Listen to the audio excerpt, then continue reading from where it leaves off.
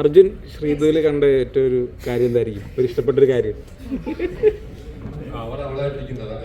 അല്ല, ഇഷ്ടപ്പെട്ടൊരു കാര്യം തിരിച്ച് ശ്രീധുവിനോട് ഈ ശരണ്യ ഈ കഥ അല്ലെങ്കിൽ ഈ തോട്ട് പറയുമ്പോൾ ശ്രീധുവിന് ഇത് ചെയ്യാൻ ബുദ്ധിമുട്ടുണ്ടായിരുന്നു? ഒരിക്കലുമില്ല. ബിക്കോസ് എന്റെ ഫീൽഡ് ഇതാണ്, നടിക്കുന്നതാണല്ലോ. സോ ഒരിക്കലുമില്ല. അല്ല, അർജുന്റെ കൂടെയാണ് ചെയ്യണം എന്ന് പറഞ്ഞപ്പോൾ ഇല്ല, പ്രൊഫഷണൽ ആയിട്ട് വരുന്നത് കൊണ്ട് സീരിയസ്ലി എനിക്ക് പ്രോബ്ലം ഇല്ല. അർജുനോട് സംസാരിച്ചു സംസാരിച്ചു. അർജുനോട് പിന്നെ ഒരുമിച്ചല്ലേ വർക്ക് ചെയ്യാം? സംസാരിക്കും. അതല്ല, ഈ ത്രോട്ട് പറഞ്ഞ സമയത്ത് അർജുനോട് സംസാരിച്ചായിരുന്നു. അർജുനോട്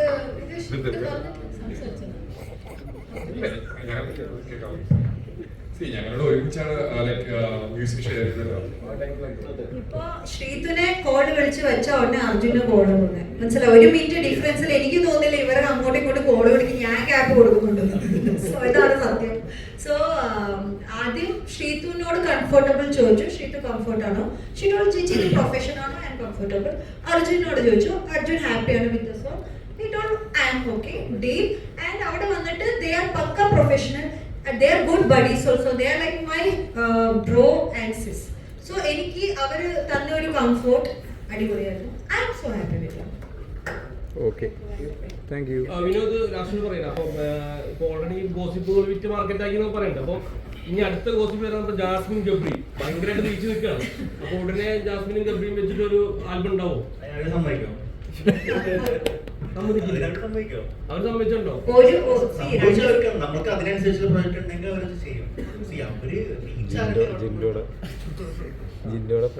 ഒരു ആർട്ടിസ്റ്റ് ആവുന്നത് അവർക്ക് ആപ്റ്റ് ഉള്ള ഒരു സംഭവം ഡയറക്ടർ കൊടുക്കുകയോ അല്ലെങ്കിൽ പ്രൊഡ്യൂസർ കൊടുക്കുകയോ ചെയ്യുമ്പോഴാണ് നമ്മളൊരു ആർട്ടിസ്റ്റ് അവരെ തന്നെ മാർക്കറ്റ് ചെയ്ത് അവർക്ക് റീച്ച് ഉണ്ടെന്ന് കാണിക്കുമ്പോഴാണ് നമ്മളുടെ ക്രിയേറ്റേഴ്സ്. ബിക്കോസ് നമ്മളെ ക്രിയേറ്റേഴ്സിന് വേണ്ടത് എന്താ? ആൾക്കാർ നിങ്ങൾ കാണുക എന്നുള്ളതാണ്. നിങ്ങളെ ഞാനിപ്പോ നിന്നെ വെച്ച് ചെയ്ത് കഴിഞ്ഞാൽ എത്ര പേര് കാണും? ഇവരെ ചെയ്ത് കഴിഞ്ഞാൽ കുറച്ച് ആൾക്കാർ ഷെയർ ചെയ്ത് കാണും, ലൈക്ക് ചെയ്യും. സോ എല്ലാം മിക്സ് വേണം. ക്വാളിറ്റി വേണം, പോപ്പുലാരിറ്റി വേണം. ഇതൊരു സ്റ്റാർട്ടിംഗ് ആണ്. ഇവരുടെ ജസ്റ്റ് ഇവര് പോപ്പുലർ ഉണ്ട്, പക്ഷെ അത് നല്ലോണം ആക്ട് ചെയ്തില്ലെങ്കിൽ അത് പ്രശ്നം. അവർ നല്ലോണം ആക്ട് ചെയ്ത് പ്രൊഫഷണലി അത് നല്ല വിചാരിച്ച കാലം നല്ല അവരെ ലെവലിലേക്ക് കൊണ്ടുപോയി. അപ്പൊ അത് പ്രൊഫഷണലിസമില് നാച്ചുറൽ ആയിട്ട് വരില്ല. അപ്പൊ അത് നമുക്ക് അതിനു വേണ്ടി സീരിയസ്ലി ഇപ്പം റീച്ച് ഉണ്ട്, ആക്ടിങ് അറിയത്തില്ല, എല്ലാം ചെയ്യിപ്പിച്ചു. എന്താ കാര്യം? അപ്പോൾ അവർക്ക് ആക്ടിങ് അറിയില്ല എന്നാണ് പറയുന്നത്. ഞാൻ ചോദിക്കുന്നത് റീച്ച് എല്ലാം ഉണ്ട്. ഞാൻ ഇവരുടെ കാര്യമല്ല പറയുന്നത്, ഗബ്രിയുടെ കാര്യമല്ല, ജാസ്മിന്റെ കാര്യം, ആരുടെയും കാര്യമല്ല. ഞാൻ എക്സാമ്പിൾ ചോദിക്കുക. റീച്ച് ഉണ്ട്, എല്ലാം ഉണ്ട്, പക്ഷെ അവർക്ക് ഫ്രെയിമിലൊന്നും കൊടുക്കുക, ഇൻപുട്ട് കൊടുക്കാൻ പറ്റുന്നില്ലെങ്കിൽ ഒരു കാര്യമില്ല. സോ ദ തിങ് ഈസ് ഇവരുടെ ടാലൻസ് അവിടെ പ്ലേസ് ചെയ്തുകൊണ്ടാണ് ഐ മീൻ ആൾക്കാർക്ക് ഇഷ്ടം വരാൻ പോകുന്നത്. സോ ടാലന്റ് വേണം, ടാലന്റ് ആണ് ഫസ്റ്റ് ഇമ്പോർട്ടൻസ്, റീച്ച് അല്ല. യെസ്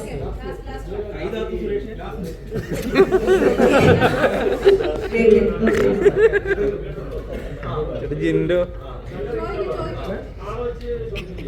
അവർക്ക് ഇൻട്രസ്റ്റ് ഉണ്ടെങ്കിൽ ചെയ്യണമെന്നുള്ളൂ. ആൾക്കാർ മാത്രം പോരാ.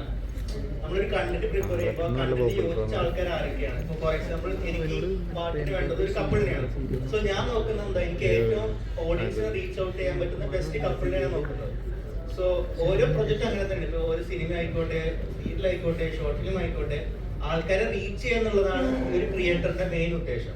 സോ എനിക്ക് ഓഡിയൻസിലേക്ക് ഈ സോങ് ഏറ്റവും കൂടുതൽ കണക്ട് ചെയ്യാൻ പറ്റുന്ന ഒരു ജോഡി ഇവരായിട്ട് എനിക്ക് തോന്നി.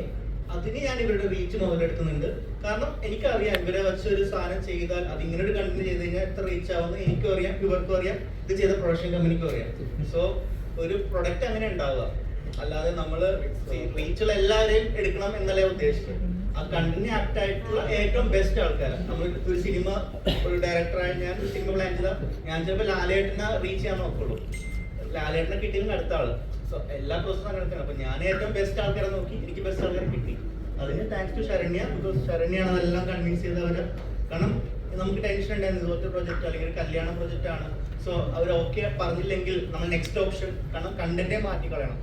വേറെ ആൾക്കാർ ചിലപ്പോൾ കല്യാണം കഴിക്കുന്നത് ഓഡിയൻസ് കാണാൻ അത്രയും ഇൻട്രസ്റ്റ് ഉണ്ടാവണമെന്നില്ല. So from my point of view എനിക്ക് റീച്ചുള്ള ആൾക്കാരെ തന്നെ വേണം. ബിക്കോസ് ഇതൊരു ഒരു ന്യൂ കമ്പനിയാണ്. സ്കൈകോഡ് എന്ന് പറഞ്ഞ നെയിം പോപ്പുലർ ആണെങ്കിൽ എനിക്ക് ഇവരുടെ റീച്ച് ഇമ്പോർട്ടൻ്റ് ആണ്. സോ അങ്ങനെയാണ് ഞങ്ങൾ റീച്ചിലേക്ക് എത്തിയത്. ആൻഡ് പോരെ അവർ നല്ലതായിട്ട് ചെയ്യുകയും ചെയ്തു.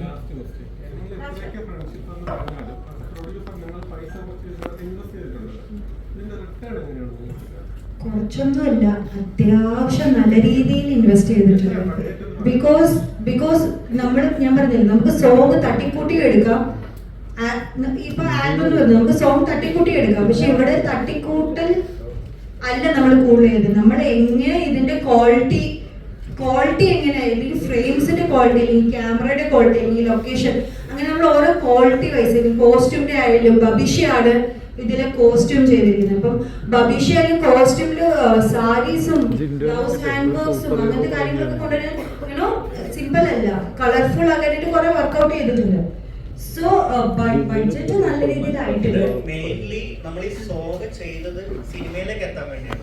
അതെ. ഫോർ എക്സാമ്പിൾ നമ്മുടെ മെയിൻ ഉദ്ദേശം മൂവി ക്രിയേറ്റ് ചെയ്യാന്നുള്ളതാണ്, മൂവി പ്രൊഡക്ഷനിലേക്ക്. സോ ഇത് നമ്മുടെ ഒരു ബ്രാൻഡിങ് ചെയ്യാൻ വേണ്ടി, നമ്മുടെ സ്കൈകോഡ് ബ്രാൻഡിങ് ചെയ്യാൻ വേണ്ടിയാണ് നമ്മൾ സോങ്സ് ക്രിയേറ്റ് ചെയ്യുന്നത്.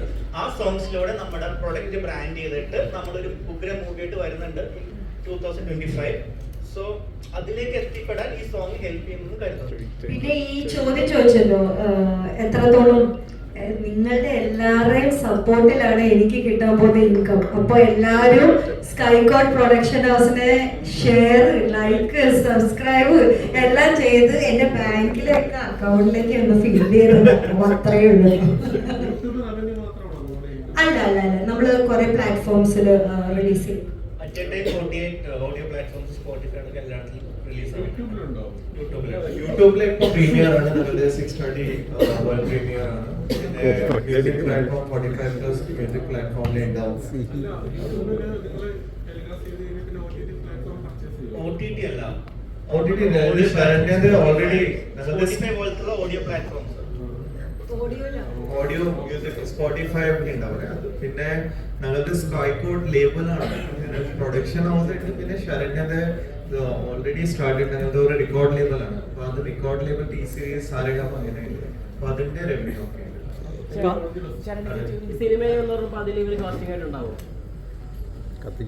എന്തോ പറഞ്ഞേ, സിനിമയിലാണെങ്കിൽ ഇവരെ കാസ്റ്റിംഗ് ആയിട്ടുണ്ടാവുന്നു.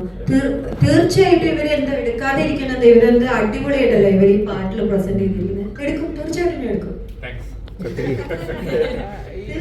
ഇത് ആൾക്കാരുടെ ഒരു ഭയങ്കരമായിട്ടുള്ള ഒരു ഭൂമി പിന്നെയും കൊടുക്കല്ലേ നിങ്ങൾ? ഇത് എനിക്ക് വന്നിട്ട് പേഴ്സായിട്ട് എനിക്ക് അത് മൈൻഡിൽ ഞാൻ എടുക്കുന്നില്ല. ബിക്കോസ് ഞാൻ ഈ ഒരു പ്രൊഫഷണൽ ഇതിലാണ് ഞാൻ ഇരിക്കുന്നത്. അപ്പോൾ ഇതിനു മുമ്പും എനിക്ക് അതുപോലൊക്കെ വന്നിട്ടുണ്ട്. സോ അതുകൊണ്ട് മനസ്സിലാവും ആൾക്കാർക്ക്. മേ ബി ഇന്നോ ഇല്ല, നാളെയോ അല്ലോ മറ്റന്നാളോ എപ്പോഴെങ്കിലും ഒരു ദിവസം മനസ്സിലാവും ഇതൊരു ആക്ടിങ് ആണ്, ഒരു സംഭവമാണ്. അപ്പോൾ ഇത് പറയുന്നത് അപ്പൊ നിങ്ങൾ ഒറിജിനലായിട്ടൊന്നും ആവില്ലേ? ഇല്ല അതാണ് എന്റെ ചോദ്യം. ഇല്ല, ഫാൻസിനൊന്നും പ്രതീക്ഷിക്കാൻ പറ്റില്ല. അയ്യോ, കൂടുതലായിട്ട് ഫാൻസ് ആഗ്രഹിക്കുന്ന നിങ്ങളുടെ ജീവിതത്തിലുള്ള ഒരു എന്റെ അറിവില് ഫാൻസ് എന്ന് സോക്കോൾ ഫാൻസ് എന്ന് പറഞ്ഞ എല്ലാവർക്കും ഇഷ്ടം ഞങ്ങളെ മൊമെന്റ്സ് കാണാനും അത് റീക്രിയേറ്റ് ചെയ്യുന്ന കാണാനും, അല്ലെങ്കിൽ ഒരുമിച്ച് കല്യാണം അത് ഞങ്ങളുടെ പേഴ്സണലി എന്നോട് പറഞ്ഞിട്ടില്ല. അപ്പം പലർക്കും പല രീതിയിൽ പറയാം. സോ അവർ പേഴ്സണലി ഇഷ്ടപ്പെടുന്ന ഞങ്ങളുടെ മൊമെന്റ്സ്, ബിഗ് ബോസിൽ കുറെ മൊമെന്റ്സ് അവർക്ക് ഇഷ്ടപ്പെട്ട ആൾക്കാർ, അത് പിള്ളേർ മാത്രമല്ല ഏജ് ഇല്ല, കുറെ അപ്പം അച്ഛന്മാരും അമ്മമാരും കുറെ പേര് ഇഷ്ടപ്പെട്ടിട്ടുണ്ട്. സോ അവർക്ക് ആ മൊമെന്റ്സ് ഇപ്പം ബിഗ് ബോസ് ഇല്ലാത്തതുകൊണ്ട് എഗെയിൻ ലൈവ് റെക്കോർഡ് ചെയ്തതിൽ നമുക്ക് മേക്കിംഗ് ഞാൻ കേട്ടിട്ടുണ്ട്. സോ അങ്ങനത്തെ ഒരു മൊമെന്റ്സ് അവർക്ക് മിസ് ചെയ്യുന്നുണ്ട്. ലൈക് സംഭവം ഇപ്പൊ ഞാനും നമ്മളും ചെറുപ്പത്തിൽ ഇപ്പം കുറെ തിങ്സ് മിസ് ചെയ്യുന്നുണ്ട് ഇപ്പൊ ചാനലിലൊക്കെ. അപ്പൊ അതുപോലെ മിസ് ചെയ്യുന്നതുകൊണ്ട് അവര് പിന്നെ റീൽസ് അല്ലെങ്കിൽ വീഡിയോ ചോദിക്കുന്നത്. അതാണ് അതിന്റെ ഒരു, അതുകൊണ്ടാണ് ഞങ്ങൾക്ക് വർക്ക്സും വന്നത്. ഇപ്പൊ ഈ ഒരു പ്രൊജക്ട് ആണെങ്കിലും ലൈക് പീപ്പിൾ ആ ടൈമിൽ ഓഡിയൻസ് എൻജോയ് ചെയ്തു. സോ ആ ഇതാണ് ഫാൻസിനുള്ള ഗിഫ്റ്റ് ആണോ ഈ ആൽബം? ഇത് ഗിഫ്റ്റ് ഇത് ഞാനല്ല, ഇതിപ്പോ പ്രൊഡക്ഷൻ തീരുമാനിച്ചു. ഞാനൊരു ആർട്ടിസ്റ്റാണ്, ഇവരൊരു ആർട്ടിസ്റ്റാണ്, ബാക്കിയുള്ള ആർട്ടിസ്റ്റാണ്. അപ്പൊ അവര് ആ ഒരു സ്ക്രിപ്റ്റിൽ ആ ഒരു പ്രൊജക്റ്റിൽ പ്ലേസ് ചെയ്യാൻ പറ്റി. അങ്ങനെ ഞങ്ങൾ ചെയ്തോ നല്ലത്. ഞങ്ങൾ ഗിഫ്റ്റ് എന്ന് പറയാൻ പറ്റില്ല, ഞങ്ങളാണ് ചെയ്യുന്നില്ല ഗിഫ്റ്റ് എന്ന് പറയാൻ പറ്റുള്ളൂ. ബട്ട് പ്രൊഡക്ഷൻ പറയുമ്പോൾ എന്താ പറയുക, ഗിഫ്റ്റ് ആണ്. ആക്ച്വലി ആദ്യം നമ്മളിങ്ങനെ ഗിഫ്റ്റ് ആവോ എന്തോന്നൊന്നും വിചാരിച്ചില്ല. പക്ഷെ ഇതിന്റെ മോഷൻ പോസ്റ്റർ റിലീസ് ചെയ്ത് കഴിഞ്ഞ് ഇത് മില്യൻസിൽ പോയി കഴിഞ്ഞപ്പോൾ എനിക്ക് ഫീൽ ചെയ്യുന്നു ഇതൊരു ഗിഫ്റ്റ് ആയിട്ട് അവരെടുത്തിരിക്കുന്നത്. മീൻസ് ഞങ്ങൾക്ക് ഒരു അനുഗ്രഹമായിട്ടാണ് അത് ഫീൽ ചെയ്തിരിക്കുന്നത്. സീരിയസ്ലി ഇപ്പം അർജുൻ പറഞ്ഞ ഒരു സ്റ്റേറ്റ്മെന്റ് ഉണ്ട്, അതിൽ ഞാൻ തീർച്ചയായിട്ടും അക്സെപ്റ്റ് ചെയ്യുന്നു ആ കാര്യം. ഈ ബിഗ് ബോസിനകത്ത് ഇവരുടെ ഒരു തമാശ, ചിരി, കളി, ക്യൂട്ട്നെസ് ആണ്. അപ്പൊ ആ ഒരു സംഭവം ബിഗ് ബോസ് നിന്ന് കഴിഞ്ഞപ്പോ പല ആൾക്കാരും അത് മിസ് ചെയ്തിട്ടുണ്ടായിരുന്നു. അപ്പൊ ഇവരുടെ ഫാൻസ് അത് ഇങ്ങനത്തെ ഇന്റർവ്യൂ അല്ലെങ്കിൽ ഇങ്ങനത്തെ പ്രസ് മീറ്റ് അല്ലെങ്കിൽ അതിൽ കൂടെയാണ് അവര് റീകളക്ട് ചെയ്യുന്നത്, അവരത് ആഘോഷിക്കുന്നത്. സോ അതിനാണ് അവര് കൂടുതൽ ഡിമാൻഡ് ചെയ്യുന്നത്, നോട്ട് ഫോർ ഇവരുടെ പേഴ്സണൽ ലൈഫ് എന്താണെന്ന് അറിയാനല്ല ആക്ച്വലി. ഈ റീസെന്റ് ആയിട്ട് ഈ ബിഗ് ബോസിനെ ബേസ് ചെയ്തിട്ട് ഒരു അസോസിയേഷൻ സ്റ്റാർട്ട് ചെയ്തിട്ടുണ്ടായിരുന്നു. അതിലൊക്കെ നിങ്ങളൊക്കെ പങ്കാളികളാണ്? അതിനകത്ത് ആക്ച്വലി എല്ലാവരും മെമ്പർ ആണ്. ബട്ട് ഓൾറെഡി എന്റെ കാര്യം ചോദിച്ചാൽ എനിക്ക് അവിടുത്തെ അറിയത്തില്ല. എന്റെ കാര്യം ചോദിച്ചാൽ ഞാൻ അതിനകത്ത് സൈലന്റ് ആണ്. ബിക്കോസ് ഞാൻ ഓൾറെഡി പറഞ്ഞിട്ടുണ്ടായിരുന്നു I will be little silent. ഞാൻ അങ്ങനെ ഭയങ്കര ആക്റ്റീവ് പേഴ്സൺ അല്ല. ഐ മീൻ ഗ്രൂപ്പ്സിലൊക്കെ ഇതിലെ ബേസ് ചെയ്ത് ഗ്രൂപ്പൊക്കെ ഉണ്ട്. അപ്പൊ അതിലൊക്കെ ജോയിൻ ആണ്? യെസ്, അതിനകത്ത് ഞാൻ മെമ്പറാണ്. അതിനകത്തുണ്ട്, ഞാൻ ജോയിൻ ചെയ്തിട്ടുണ്ട്. എല്ലാവരും ഉണ്ട്. അത് ആക്റ്റീവ് ആയിട്ട് ബോർഡ് മെമ്പേഴ്സ് ഒക്കെ എനിക്ക് വലിയ ഐഡിയ ഇല്ല. മത്സര ആൾക്കാർ അതിനിപ്പോ ഈ പറഞ്ഞ പഴയ അതായത് ചെറുപ്പ കാലഘട്ടങ്ങളിൽ നമ്മൾ പഠിക്കുന്ന സമയത്തൊക്കെ ഏതെങ്കിലും രണ്ടുപേരെ ഏതൊരു കൂട്ടി നമ്മള് പേര് പറയുമ്പോൾ റിസൾട്ട് ഇറങ്ങുമ്പോൾ ചെറിയതായിട്ടെങ്കിലും ഉള്ളിട്ടുള്ളിൽ ചിലപ്പോൾ ഒരു ഇഷ്ടമൊക്കെ തോന്നിപ്പോയിട്ടുണ്ടാവും. എപ്പോഴുള്ള ആൾക്കാരാണ് നമ്മൾ മലയാളികൾ മിക്കവർക്കും അത് തോന്നിയിട്ടുണ്ട്. അപ്പൊ അതുപോലെ എപ്പോഴെങ്കിലും മനസ്സിൽ ഒരു ഇഷ്ടം ആ രീതിയിലുള്ള ഒരു ഇഷ്ടം തോന്നിയിട്ടുണ്ട്? ഞാൻ ഇപ്പൊ ഇന്റർവ്യൂവിൽ ബിഗ് ബോസിൽ പറഞ്ഞ ഒരു ഫീമെയിൽ വേഷനാണ് എനിക്ക് തോന്നിയിട്ടുള്ളത്. എന്റെ ബെസ്റ്റ് ഫ്രണ്ട് ആണ്. ലൈക്ക് അതിപ്പം ഇത് ഞങ്ങളിപ്പോ നിങ്ങളിപ്പോ പുറത്തിറങ്ങിയിട്ടാണ് ഞങ്ങൾ ഇത്രയും കാണുന്ന വീഡിയോസ് ഒക്കെ. ഞങ്ങളിത് ക്രിയേറ്റ് ചെയ്തൊരു ബോണ്ട് ഷോയ്ക്കുള്ളിൽ തന്നെയുണ്ട്. അതിപ്പോഴും ഉണ്ട്. സ്റ്റിൽ അത് മുമ്പോട്ട് അതുപോലെ തന്നെ. രണ്ടുപേരും സിംഗിൾ ലൈഫ് എൻജോയ് ചെയ്യുന്നുണ്ടോ?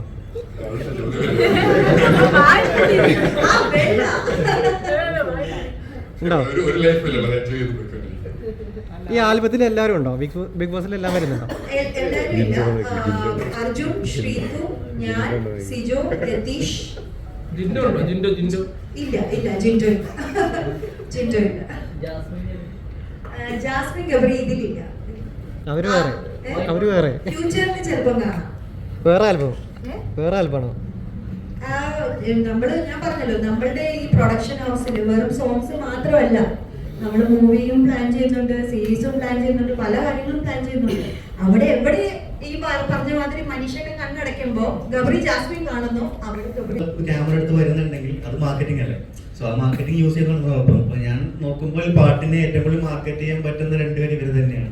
സോ ഒബ്വിയസ്ലി എന്താ പറയാ, അത് തന്നെയാണ് ഈ പാട്ട് റീച്ച് ആവണം, അത് ഞങ്ങളുടെ ഇവിടെ ആവശ്യമാണ്. പിന്നെ ഇവര് നിൽക്കുന്ന ഒരു പീക്ക് ടൈമിലാണല്ലോ. ഇവര് ചെറിയ റീൽ ഇട്ടാലും മില്യൺസും ഇതൊക്കെയാണ്. അതൊക്കെ വേറെ ആർക്കും അത്രയും റീച്ച് ഇല്ല. ഇപ്പത്തെ ഒരു ഇതില് ഇവരുടെ റീച്ച് ഭയങ്കര റീച്ചാണ്. പക്ഷെ ഞാൻ പ്രൊഫഷണലി അവർക്ക് നല്ലൊരു അവരുടെ ഒരു ഭാഗ്യം, ഞാൻ പറയുന്നത് അതൊരു ഭാഗ്യമാണ്. അർജുൻ, ശ്രീതു അങ്ങനെ ഫാൻസ് നല്ല ജെന്യുവൻ ഫാൻസ് ആണ് ഇവർക്ക്. അത് പറയാതെ ഇരിക്കാൻ വയ്യ. അത് ആ പിള്ളേര് ഇവരുടെ വീഡിയോ അല്ലെങ്കിൽ ഇവരുടെ ലൈവ്, ഇവരുടെ റീല്, ഇവര് ശരണ്യ ചേച്ചി ഇവർക്ക് വേണ്ടി ഒരു റീൽ ഉണ്ടാക്കിപ്പിക്കുവോ അല്ലെങ്കിൽ ഒരു ലൈവ് ചെയ്യിപ്പിക്കുവോ. ഐ മീൻ ഇങ്ങനെ നമ്മളുടെ വീട്ടിൽ പോലെ ഒന്നും ഇറങ്ങി പോവോ ഇങ്ങനെ പറയും. പക്ഷെ ഈ പിള്ളേർ എവിടുത്തെ എത്രയോ ദൂരെ നിന്നാണ് ഈ പിള്ളേര് ഇത്ര ഇവർ ലക്കിയാണ്. നല്ല ഫാൻസ്. അതേപോലെ പുള്ളി ടാഗ് ചെയ്തപ്പോ മാറി അല്ലൂർജുൻ ടാഗ് ചെയ്തു, അതിന് ചീത്തവര് വേണം. അവിടെ നല്ല ഫാൻസ് ആണ്, ഒരിക്കലും മറക്കില്ല. നല്ല ഫാൻസ് ആണ്. പിന്നെ about Arjun, Sreethu, for me ഞാൻ ഒരു മാർക്കറ്റിംഗ് ലെവലിലല്ല, ആക്ച്വലി മാർക്കറ്റ് മാത്രം നോക്കിയല്ല ഞാൻ പറഞ്ഞത്. എനിക്ക് ആ ബിഗ് ബോസ് ഹൗസിൽ എനിക്ക് കണക്റ്റഡ് ആയിട്ടുള്ള ഫ്യൂ ഒരു 4, 5, 6 മെമ്പേഴ്സ് ആണ്. അതിൽ ഏറ്റവും കൂടുതൽ എനിക്ക് കണക്ട് ആദ്യം വരുന്നത് ശ്രീതു, പിന്നെ അർജുൻ. ഇവരൊക്കെ ആയിരുന്നു എൻ്റെ കൂടെ എപ്പോഴും ഉണ്ടായിരുന്നത്. ഇനി ഞാൻ കരഞ്ഞാൽ അല്ലെങ്കിൽ ചിരിച്ചാൽ അല്ലെങ്കിൽ എന്തെങ്കിലും പറയാൻ എപ്പോഴും ഇവരായിരുന്നു ഉണ്ടായിരുന്നത്. സോ ഈ പാട്ട് ഇവർക്ക് ആപ്റ്റ് ആണെന്ന് ഉറപ്പായി കഴിഞ്ഞ ശേഷം മാത്രം, അല്ലെങ്കിൽ നമുക്ക് വേറെ കുറെ എടുക്കാം. പക്ഷെ ഇവര് പിന്നെ പ്ലസ് യെസ് അഭിമാനത്തോട് പറയുന്നു, they are number 1 in market ഇപ്പോൾ. ശ്രീതു, ഇതിന്റെ മുമ്പ് നിങ്ങളൊരു രണ്ടുപേരും ഒരു കല്യാണ പെണ്ണ് ചെക്കൻ ഒരു കോസ്റ്റ്യൂമിൽ ഒരു ഫോട്ടോ